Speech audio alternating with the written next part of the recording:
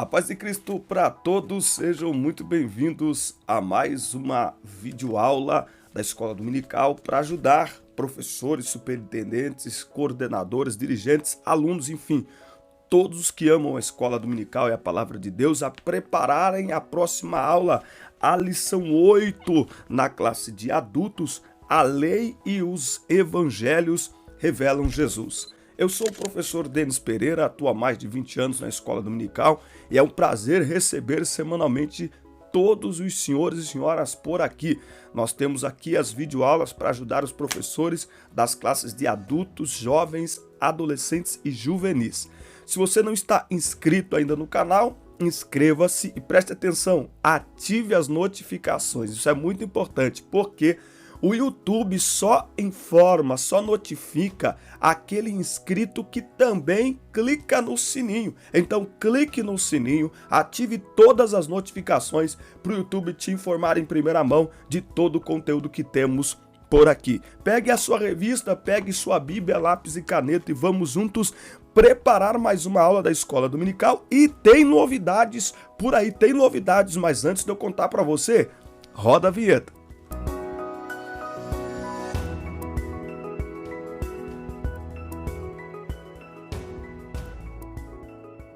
Lição 8 na classe de adultos, a lei e os evangelhos revelam Jesus. Muito bem, revista na mão, o texto áureo está em Deuteronômio 6:4. Ouve, Israel, o Senhor nosso Deus é o único Senhor. A verdade prática diz, a lei não salva, mas esboça o plano da redenção em Cristo, confirmada nos evangelhos. É isso que nós vamos falar na nossa aula de hoje. Eu quero lembrar aos irmãos que aqui na descrição do vídeo tem todas as minhas redes sociais, e você vai encontrar aí acesse o meu site, o link do meu WhatsApp. Temos 5 grupos de professores da Escola Dominical. Você vai encontrar um link para baixar o conteúdo em PDF. A novidade é que os slides que eu vou usar ao longo desta aula, você poderá baixá-los e usar na sua sala de aula, no seu smartphone, no seu tablet, no seu notebook, enfim, nós estamos com muito carinho preparando esse conteúdo para os irmãos. Também estamos focados em postar aqui vídeos tutoriais para ajudar os irmãos a fazer do seu celular vídeo convite para enviar para os alunos da Escola Dominical da sua igreja. Acompanhe o nosso canal, tem realmente muito conteúdo aqui que tem abençoado a nossa vida. E deixe o seu comentário extremamente importante para nós. Faz o YouTube, esta interatividade faz o YouTube divulgar mais este conteúdo. Somos 22 mil inscritos, vamos chegar a 30 mil? Você me ajuda? Então deixa aqui o seu comentário, deixa aqui perguntas e compartilhe o link dessa aula com mais pessoas também.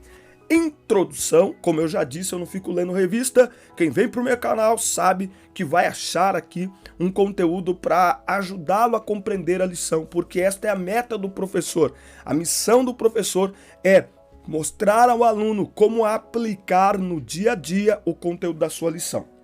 A lei e os evangelhos pertencem respectivamente ao Antigo e ao Novo Testamento.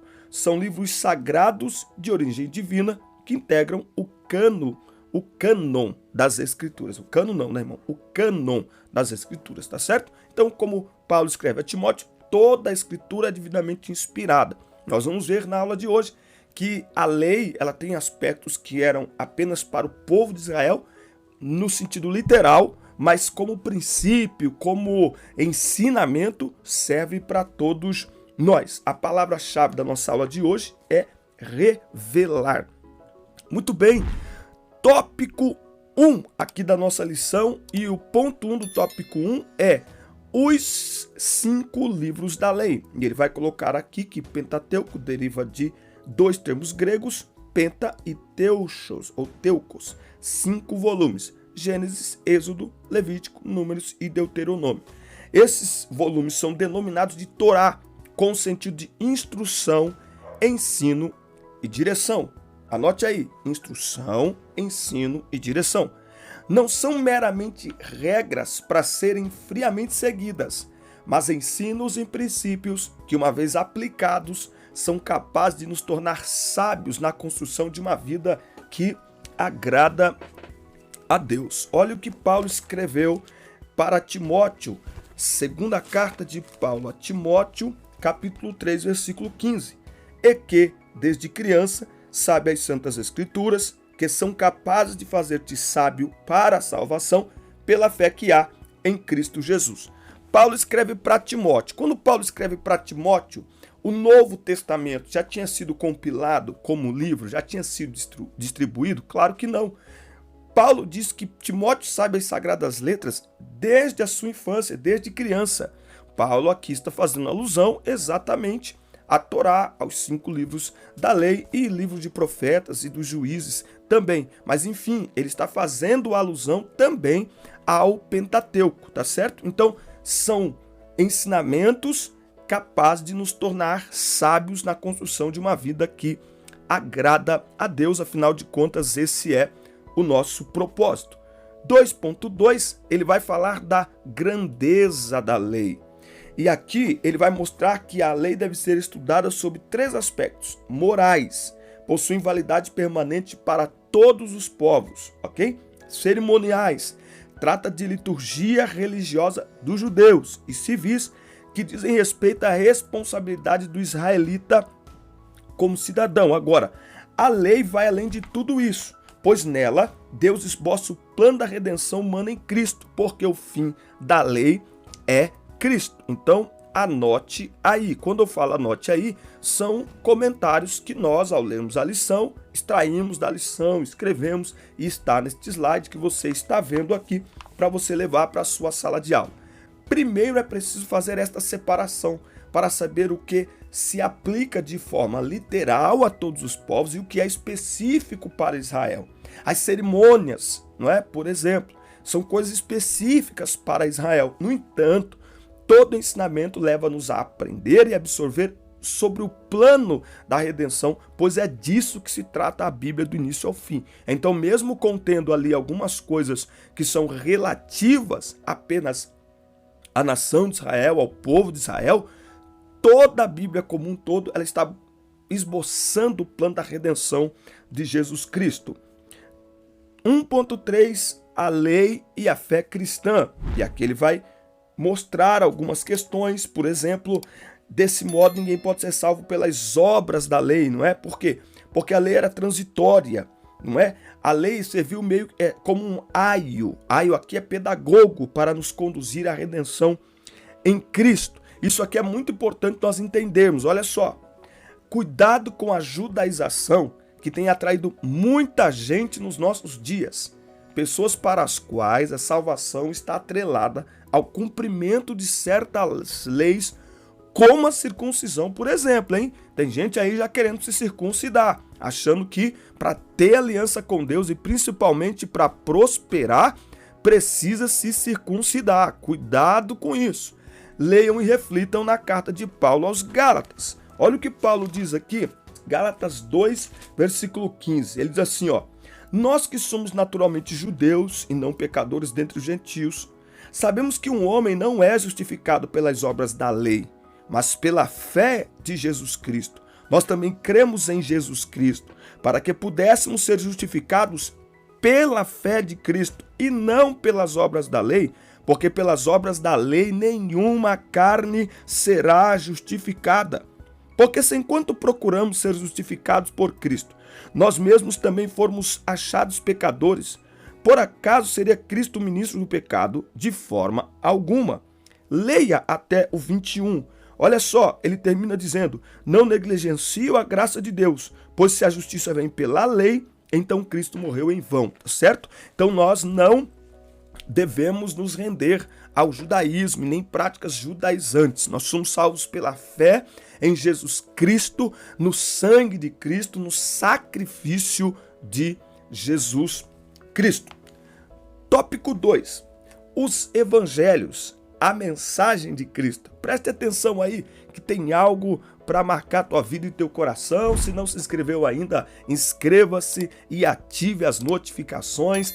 Deixe perguntas aqui nos comentários. Nós estamos gravando conteúdo respondendo aí as perguntas dos irmãos e também compartilhe a nossa aula com outros professores. O conceito de evangelho. O que é evangelho? Do grego, evangelion, com significado de boas novas, não é? Então, quando você vai estudar sobre o que é evangelho são boas notícias, não é? Então, boas notícias. Se a notícia é boa, ela é evangelho. Por isso que nós devemos ter cuidado, porque o nosso compromisso é com o evangelho de Cristo. Esse é o evangelho que salva. Estas são as boas novas de salvação. O termo evangelho foi adotado pelos apóstolos como o anúncio ao mundo sobre as obras da salvação em Jesus.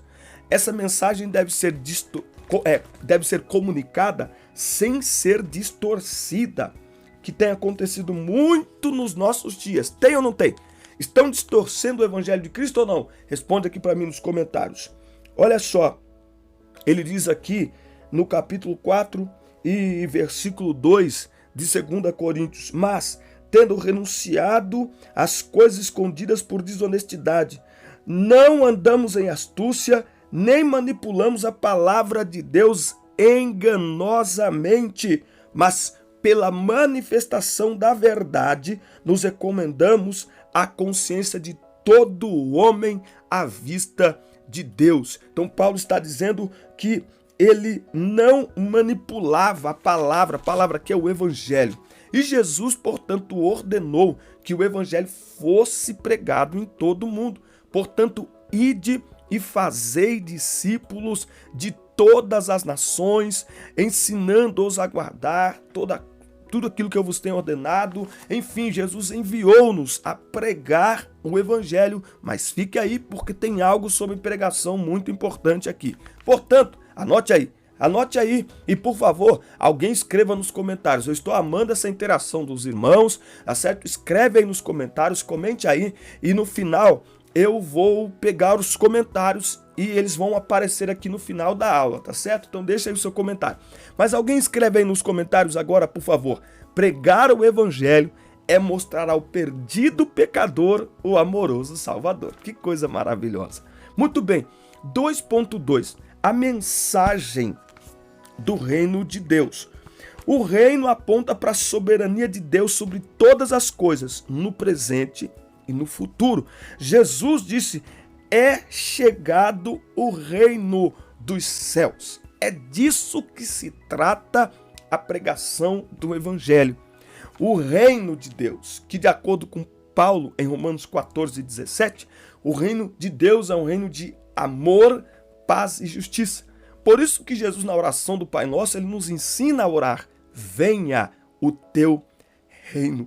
Nós, enquanto cristãos, precisamos entender isso, irmãos. Nós somos embaixadores do reino. Nós somos representantes do reino. Significa que onde o crente chega, o reino chega. Onde o crente estuda, o reino chega. Onde o crente trabalha, o reino chega. Onde o crente mora, o reino chega. Nas redes sociais do crente, o reino chega. Porque nós somos embaixadores do reino de Cristo. 2.3. A mensagem da salvação. Mateus registra que ele veio para salvar o povo dos pecados. É disso que se trata o evangelho, irmãos, é a pregação. Marcos afirma que é preciso crer em Cristo para ser salvo. Veja, Deus ama a todos.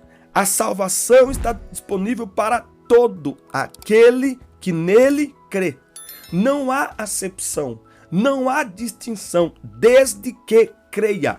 A única condição exigida do pecador é crer em Cristo. Por quê? Porque de acordo com Efésios 2:8, a fé é o meio pela qual alcançamos a graça oferecida por Deus a todos os homens.